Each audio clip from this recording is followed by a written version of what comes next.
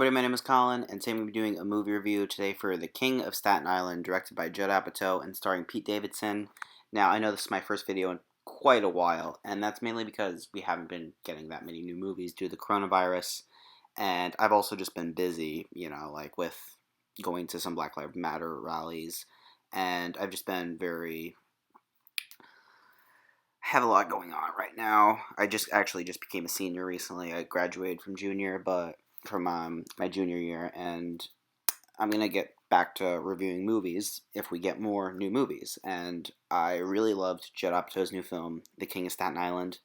This was a film I was anticipating quite a bit because I love Pete Davidson because I'm a big Saturday Night Live fan, and I always knew Pete Davidson was talented even before he was popular. And I know a lot of people like to say he's overrated, like he's only well known for dating Ariana Grande. And I kind of hate that because he's actually a really talented and really unique guy. And I think of the people on SNL that could break into movies after seeing this, I think Pete Davidson could be that person because he gives such a emotional, heartwarming, funny, and charismatic performance in this movie. And what I like about the movie is it's actually not that much of a comedy, unlike Judd Apatow's other films. It's actually more of a drama. It's almost like a coming of age, only it's for Pete Davidson, who's in his mid-20s. He plays this character, Fred, and or Scott. Scott's the name of his character.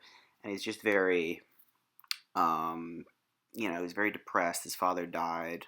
His father was a firefighter, and he died in a fire, which is actually in real life. Pete Davidson's dad died on 9/11, and his mother, played greatly by Marissa Tomei, very good actress. She ends up dating this fireman, and I just like the whole family dynamic there. Steve Buscemi is very good as a supporting fireman, just a very good character. His name's Papa. I don't really just call him Papa, but he was very funny and charismatic, and all the actors have really good chemistry with each other in the movie.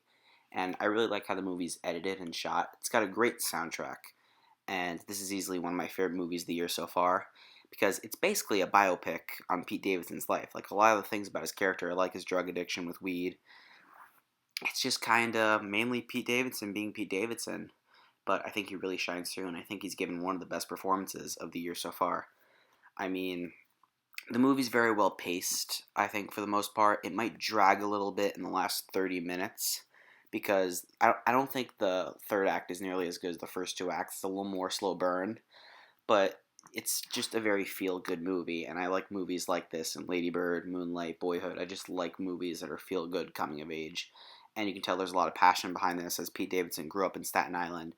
And this actually might be Judd Apatow's most emotional screenplay to date.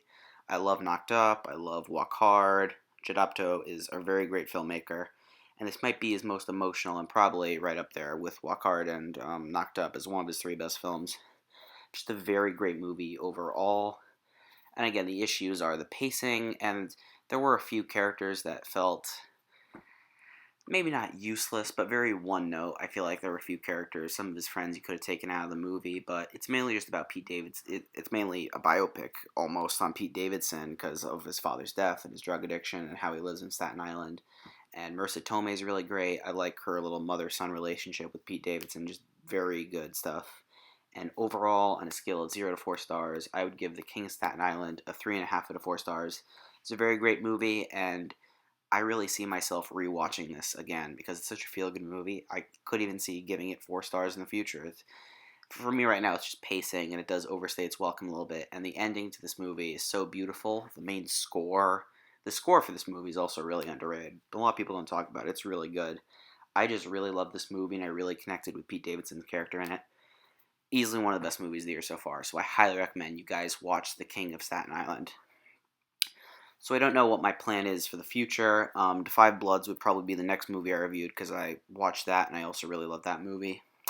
But other than that, if you guys have any suggestions for what's the next video I should do, please put it in the comments below. And as always, please make sure to give this video a thumbs up. And as always, subscribe for more weekly movie reviews. Thank you guys for watching my video today. I will see you next time, and I will hasta la vista.